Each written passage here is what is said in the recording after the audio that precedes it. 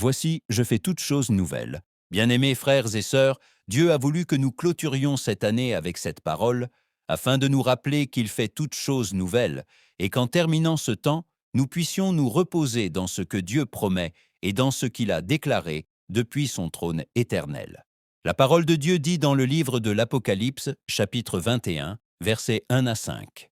Je vis un nouveau ciel et une nouvelle terre, car le premier ciel et la première terre avaient disparu, et la mer n'était plus. Et moi, Jean, je vis la ville sainte, la nouvelle Jérusalem, descendre du ciel de Dieu, préparée comme une épouse ornée pour son époux.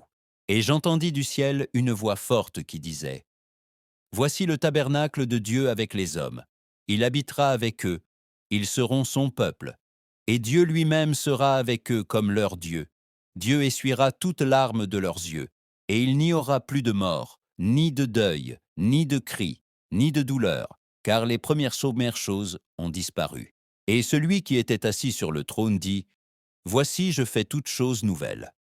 Ces paroles ont été prononcées par Dieu, reçues par l'apôtre Jean alors qu'il était exilé sur l'île de Patmos, données à l'Église, à ceux qui persévèrent dans la foi, et données pour consoler, affermir et donner de l'espérance aux cœurs qui espèrent en Dieu.